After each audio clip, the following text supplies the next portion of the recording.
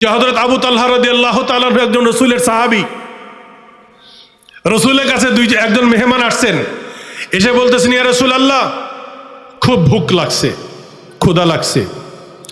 আমাদের তো লজ্জা লাগে, কিন্তু সাহাবায়ে কেরামের মধ্যে লজ্জার কোনো ব্যাপার ছিল না।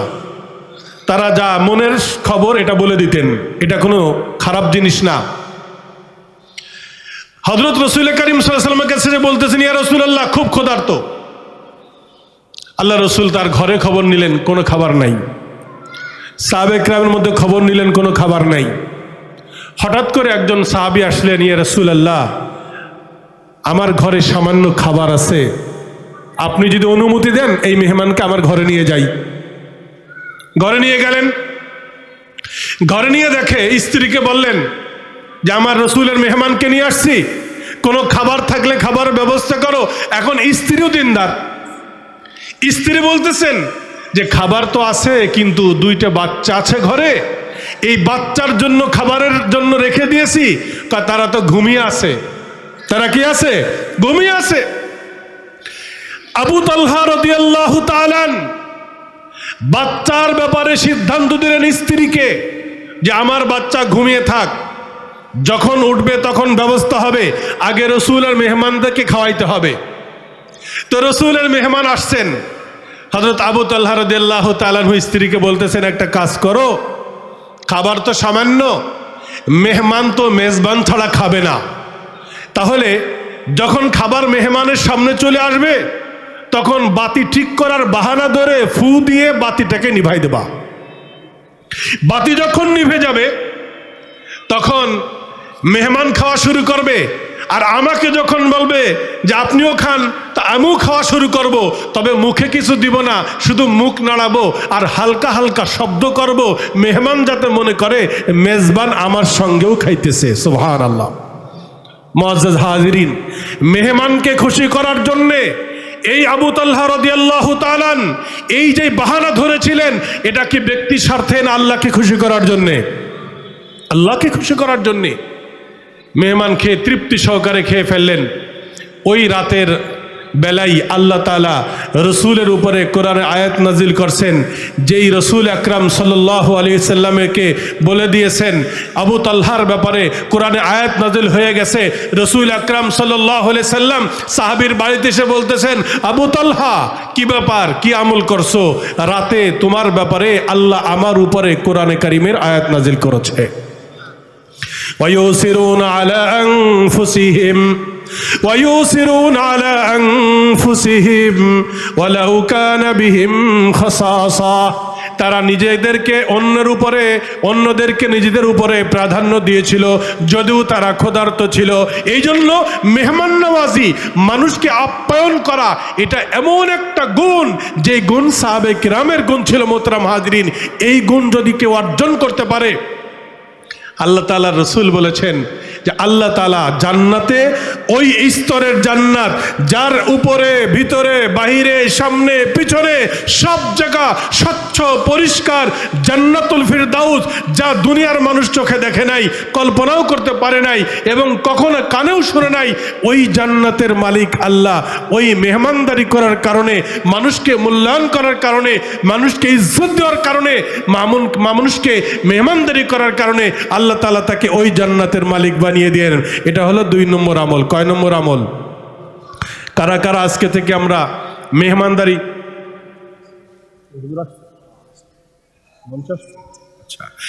হ্যাঁ মেহমান চলে আসছেন, আমি কথা শেষ করে দিচ্ছি। এই জন্য ওই জান্নাতে যাইতে হলে 4টি গুণ লাগবে। তার 2 নম্বর গুণ হলো মানুষকে কি করা? মেহমানদারি করা। মোহতারাম হাজরিন, করবো তো ইনশাল্লাহ। কারা কারা মেহমানদারি করবো ইনশাল্লাহ? আল্লাহ কবুল করেন, হাত নামান।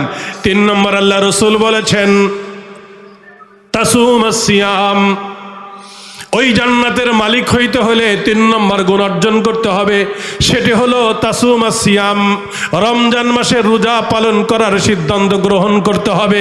এই জন্য আমাদের রজব মাস শুরু হয়েছে, এখন থেকে আমাদের প্রস্তুতি গ্রহণ করতে হবে, আল্লাহর কাছে দোয়া করতে হবে, আল্লাহুম্মা বারিক লানা ফি রজব ওয়া শাবান ওয়া বাল্লিগনা রমাদান। হায় আল্লাহ, আমাদেরকে এই রমজানের এই শাবানে আর রজবের মধ্যে আপনার বরকত দ্বারা আমাদের পরিপূর্ণতা দান করেন। এবং রমজান পর্যন্ত আমাদের হায়াতকে বৃদ্ধি করেন। এই জন্য আমরা রমজানের রোজা রাখবো। রমজানের রোজা পালন করার জন্যে আল্লাহ তাআলা ওই জান্নাতের মালিক বানিয়ে দিবেন। আমরা রমজানের রোজা পালন করবো তো ইনশাআল্লাহ। 4 নম্বর,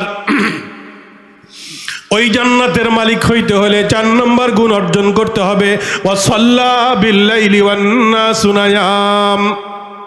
সাল্লা বিল্লাইলি ওয়ান নাসু নিয়াম। 5 ওয়াক্ত নামাজ আমরা সবাই পড়ি, কিন্তু আল্লাহ পাক বলেছেন, আল্লাহ রসুল বলেছেন, জান্নাতের স্তর, উন্নত স্তর, উচ্চ মাকামে যাইতে হলে আপনাকে অতিরিক্ত কিছু ইবাদত করতে হবে। 5 ওয়াক্ত নামাজ মানুষ দেখে যে এই লোকটা নামাজি, তাহাজ্জুদের নামাজ কিন্তু মানুষ দেখে না, ঠিক কিনা জোরে বলেন? সাল্লা বিল্লাইলি ওয়ান নাসু নিয়াম। রাতের অন্ধকারে এমন সময় নামাজ পড়তে হবে যেই সময় মানুষ ওয়ান নাসু নিয়াম, মানুষ ঘুমিয়ে থাকে, কেউ দেখে না। তাহাজ্জুদের নামাজের মধ্যে যদি কোনো ব্যক্তি রোনা জারি করে, তাহাজ্জুদের নামাজের সময় যখন মানুষ ওযু করে নামাজ আদায় করে, দুনিয়ার কোনো ব্যক্তি দেখে না, দেখেন কে? জোরে বলেন আল্লাহ। ওই নামাজকে আল্লাহ সবচেয়ে বেশি মূল্যায়ন করবেন। এই জন্য আমাদের আকাবের, আমাদের বুজুর্গ যারা ছিলেন, তারা তাহাজ্জুদ ছাড়া কেউ বুজুর্গ হতে পারে নাই। তাহাজ্জুদ সবচেয়ে বড় আমল, সকলের জন্যে, যে যেরকম তার সেরকম দায়িত্ব।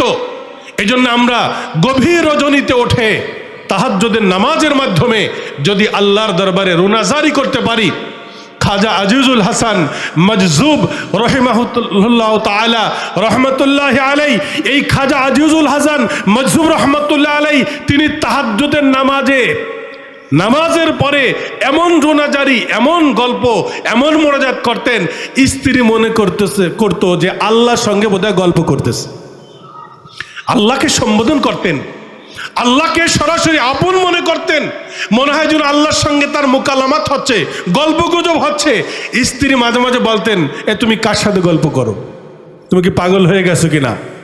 বলতেন মাঝে মাঝে, না আসলে আমি পাগল হই নাই, আমি তো আমার রবের সঙ্গে, আমার মালিকের সঙ্গে কথা বলি। সুবহানাল্লাহ, মালিকের সঙ্গে কথা বলি।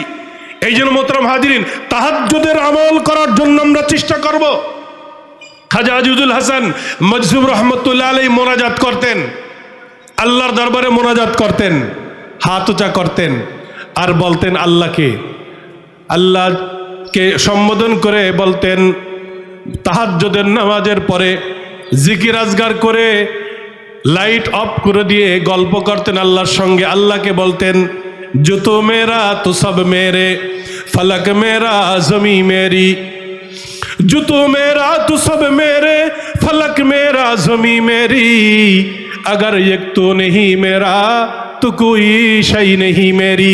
দুনিয়ার মানুষ, আপনারা শামসুল হক ফরিদপুর রহমতুল্লাহ আলাইহি কথা শুনেছেন, তিনি বলেছেন, হে দুনিয়ার মানুষেরা, সব পেয়েছো, বাড়ি পেয়েছো, গাড়ি পেয়েছো, সব মিল ফ্যাক্টরির মালিক হয়েছো, সম্মান ইজ্জতের মালিক হয়েছো, ক্ষমতারও ভাগ বসিয়েছো, সবই পেয়েছো, কিন্তু একটা জিনিস পাও নাই। সেটা হলো, কাকে পাও নাই?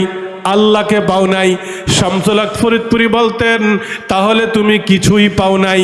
সব পেয়েছো দুনিয়ার, আল্লাহকে পাও নাই, ভালোবাসা পাও নাই, আল্লাহর প্রিয় বান্দা হতে পারো নাই, মনে করবা জিরো, কিছুই পাও নাই। আর দুনিয়ার সব কিছুই পাও নাই, তুমি কোনো কিছুই পাও নাই, গরিব রয়েছো, বাড়ির মালিক হও নাই, ক্ষমতার মালিক হও নাই, ইজ্জতের মালিক হয় নাই, তোমাকে কেউ চেনে না, কিন্তু তোমার আল্লাহ তোমাকে চেনে। শামসুল হক ফরিদ বলেন, তাহলে মনে করো তুমি সব কিছু পেয়েছো। সুবহানাল্লাহ। এই চিন্তা করেই, এই দিকে দৃষ্টি দিয়ে যদি খাজা আজিজুল হাসান মজজুব রহমতুল্লাহ আলাইহি কথা আমরা চিন্তা করি আর এই কথা বলি, जो तो मेरा तो सब मेरे, फलक मेरा जमी मेरी, अगर एक तू नहीं मेरा तो कोई शई नहीं मेरी। আজিজুল হাসান মজজুব রহমতুল্লাহ আলাইহি বলতেন, আল্লাহ তুমি কি আমার হইছো? আল্লাহর সঙ্গে গল্প করতেন, নিজেই বলতে, আল্লাহ তুমি কি আমার হইছো? তুমি কি আমাকে ভালোবাসো? আচ্ছা যদি তুমি আমাকে ভালোবাসো, আচ্ছা তাহলে আমি সবই পেয়ে গেছি। আচ্ছা তুমি যদি আমাকে ভালো না বাসো, আমি যদি তোমাকে না পাই, তাহলে আমি কিছুই পাই নাই। এইভাবে করে, এইভাবে মুখাতাব বানিয়ে, সামনে আল্লাহকে মুখাতাব বানিয়ে এমন কথা বলতেন যে কথার কারণে স্ত্রী বলতেন যে সে বোধহয় আল্লাহর সঙ্গে গল্প করতেছে। এই জন্য মোহতারাম হাজিরিন, ওই জান্নাত, যেই জান্নাতের সর্ব উন্নত স্তর, ওই উন্নত স্তরে যাইতে হলে কয়টা গুণ অর্জন করতে হবে? আমার জবান ঠিক করতে হবে, নরম ভাষায় কথা বলতে হবে, কাউকে কষ্ট দেওয়া যাবে না। নাম্বার 2, আমাদেরকে অবশ্যই মানুষকে মূল্যায়ন করা, আপ্যায়ন করা, মানুষকে সম্মান করা, এই গুণ সাহাবায়ে কেরামের গুণ আমাদেরকে অর্জন করতে হবে। 3 নম্বর, আমাদের রমাদান মুবারক সামনে আসবে, আমরা এখন থেকে রমজানের জন্য প্রস্তুতি গ্রহণ করব, এখন থেকে হিম্মত করব এবং মাঝে মাঝে আইয়ামে বীজের রোজাগুলিও রাখার জন্য চেষ্টা করব, প্রতি সোমবার বৃহস্পতিবার রোজা রাখার চেষ্টা করব, ট্রেনিং দেওয়ার জন্য, অভ্যস্ত হওয়ার জন্যে। 4 নম্বর, আমরা তাহাজ্জুদের নামাজের মাধ্যমে রব্বে কারিমের দরবারে দোয়া করতে থাকবো, ইস্তেগফার করতে থাকবো এবং রোনাজারি করব, আল্লাহকে মুখাতাব বানিয়ে বলবো, আল্লাহ তুমি আমার জীবনের গুনাহকে মাফ করে দাও। এইভাবে যদি এই 4 গুণ আমরা অর্জন করতে পারি, আল্লাহ রসুল বলেছেন যে আল্লাহ তাআলা তাকে জান্নাতের ওই উচ্চ স্তরে পৌঁছিয়ে দিবেন। কারা কারা এই 4টে আমল করার জন্য প্রস্তুত বলেন? আল্লাহ তাআলা আমাদের কবুল করেন, হাত নামান। আল্লাহ তাআলা আমাদের কবুল করেন। যারা এই মাইকের আওয়াজ যেখানে যাচ্ছে মা বোনদের কাছে, তারাও আমরা এই 4টি গুণ অর্জন করার জন্য চেষ্টা করব। আমাদের আজকের প্রধান আকর্ষণ, মেহমান হযরত মাওলানা মুফতি মুহাম্মদ আলী সাহেব দামাত বরকাতুহুম, উনি চলে আসছেন, উনি কথা বলবেন। আমি আর কথা দীর্ঘায়ু করছি না, আমি তো প্রতি জুমায় কথা বলে থাকি। আল্লাহ তাআলা আমাদের সকলকে এই মঞ্চ থেকে, ওলামায়ে কেরামের জবান থেকে যেই সকল আলোচনাগুলি পেশ করবেন, আল্লাহ পাক যেন আমাদের সকলকে